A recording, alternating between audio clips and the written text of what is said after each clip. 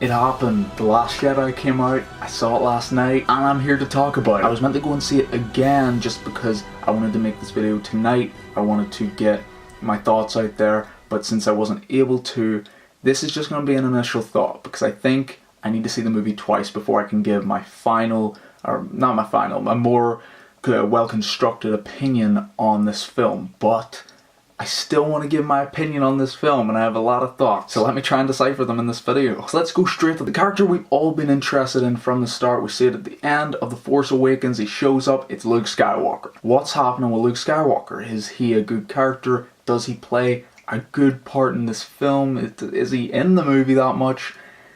All yeses. But I was not a big fan of his introduction in the film. I just thought, would his character have actually acted that way? I had a good time with it, but after the fact, thinking about it, I just don't know if I really liked it all that much. However, Luke ended up being my favourite character in The Last Jedi. For someone who hasn't done a lot of screen acting in quite a while and does a lot of voice acting, this was incredible. He had to go deep into his emotions and grab something really special, this spark, while also showing this subtlety in his performance. And what he ended up delivering was this very multi-dimensional character. Luke's feelings towards the Force were all over the place due to what happened with Ben and how he just didn't know if he could trust another person, being Rey, to train to become something, to come hopefully for him on the light side. Even the small amount of training that we do see between Luke and Rey, you see the hesitance and the fear in Luke's eyes because he can tell that Force is strong within Rey and he doesn't want to see something bad happen. Along with that, there's a lot with Luke's character that I would love to tell you, but I'm going to keep it away because it's spoiler heavy. I want you to experience it yourself if you haven't seen the movie already. If you have, you know what I'm saying. That's all you need to know. It was mind-blowing. It exceeded what I could have hoped for.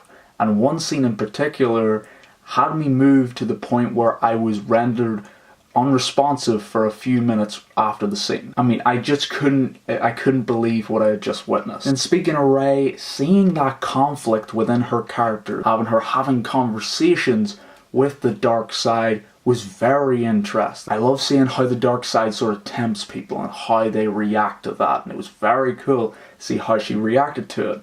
And along with that, obviously she is new to the Force. She knew very little about the Force. She just thought of it as something you can lift stuff, but Luke Skywalker gets her to sit down and just think. It was also really cool to get a visual representation of the Force through Rey's eyes. I mean, I've always loved how they've described it in the movies, the books, the TV shows, but to see it shown, you know, the actual process, you see life growing, you see death, you see a different perspective through a visual sense that I don't think we've really seen before in this way. She didn't have as much action-intensive scenes in this. There were a couple, but it wasn't like The Force Awakens.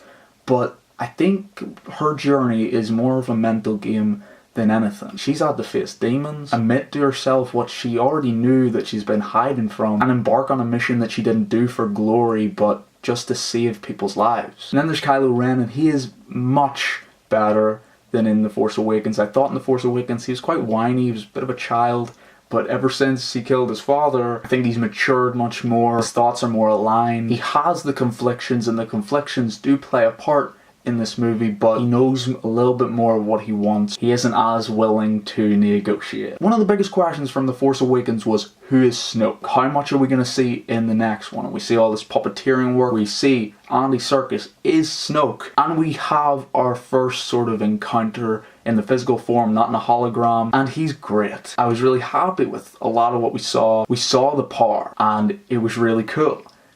That's all I'm going to say. Then Leia, the second she showed up, it demanded this presence. And there's been a huge improvement. Her acting capability, Carrie Fisher's acting capability from Force Awakens to this, are really huge. I think she was just sort of getting back into things in The Force Awakens, but in this she is fully locked and loaded. You may say that this is her best performance in Star Wars universe. I may say that. I'm not sure yet. I think I still need to think about it, but I always think of The Empire Strikes Back Leia, and just that performance was just unique. But things that happen in this film with this character it's incredible.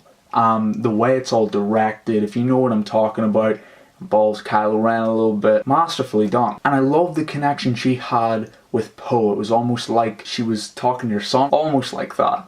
There was a little bit of a disconnect. She wanted to put him on the right path, but she didn't baby him. Oscar Isaac had a lot more to do in this movie.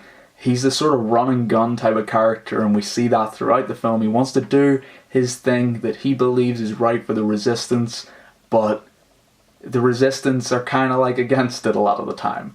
And in those sorts of scenarios, usually what would happen would be that run and gun character he's a good guy. He's a good guy. Would get out of there, he would, escape and do his own thing, and they would win. It would be a victory.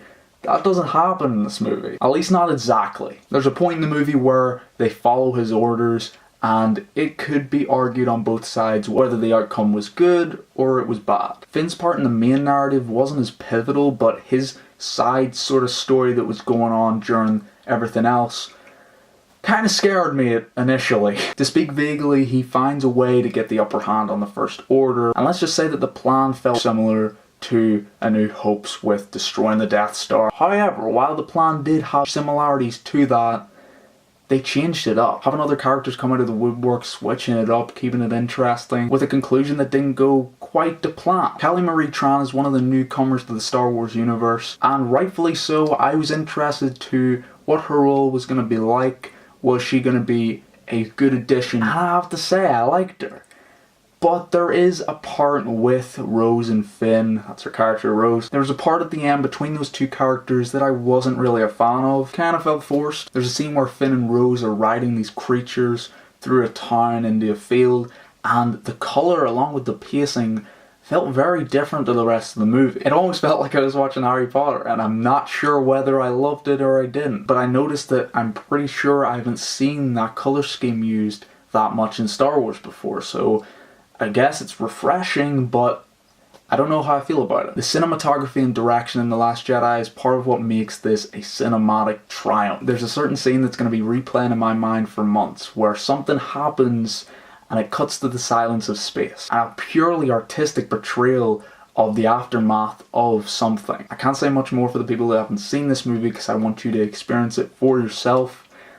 But it was amazing. There are many cinematic achievements in this film that I had little doubt that Rian Johnson couldn't orchestrate to some degree, but to this degree, just to briefly name a couple, the sweeping shots on Act 2 of the training and the building of lore for the planet with the revealed native species such as the caretakers over the land who appear more primitive, show how ancient and unknown to the galaxy this place is. The Porgs were characters that made their presence known in the trailers, and while they were cute and everything, I didn't know whether it was going to get old quick and become annoying. But they didn't. They were funny. It was kind of cool to see them scattered around the island, providing this comedic effect, especially when paired with Chewbacca, and they share a couple moments that are just hilarious. They're laugh out loud moments. Focus. Okay.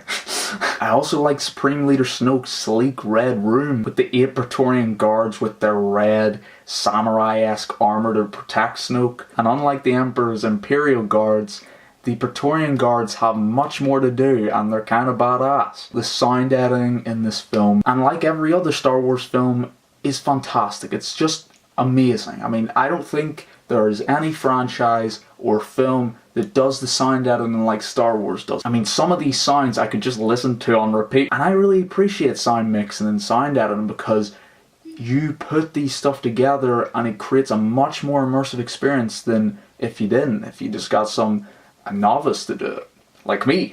I mean, the way you're able to understand the distance of sounds, the different sounds that exist. So many different things happen in Star Wars that they do an amazing job of enabling you to figure out where those sounds are coming from. Not to mention the wonderful, hopeful, yet sometimes dark and mysterious score that John Williams amazingly composed. As I said, I don't have a determined score or anything for this movie. You know, I don't really do rating systems the same way as I used to, and I don't have a 5-word summary I really want to go by because this is initial thoughts. I'm still thinking about this movie. I don't have a finalized opinion on it. My friends tell me, what's your score, what's your rating? I don't know yet. These are such seminal films for me that I have to wait and think and take it all in, really. Even making this video allows me to think more about The Last Jedi, what I really think about it. So yeah, that's my thoughts on this. You can tell, I like this film a lot. I just don't know where to gauge exactly how much I love it. I mean, the only things I could really say negatively at the moment is that I didn't get enough of Snoke, and at some points maybe there was a little bit too much humour. And again, with that scene that I was talking about between Rose and Finn, I'm unsure how I feel about the pacing with that, because I felt like it was a little bit distant from the rest of the movie. But I don't know, I kind of liked it at the same time. Kind of all over the place. But I assure you, I really like this movie. So yeah, that's my initial thoughts of The Last Jedi. If you've seen the movie, please tell me what you thought of it in the comment section below. Tell me what you thought of my review in the comment section below. And yeah, may the force be with you, movie fans.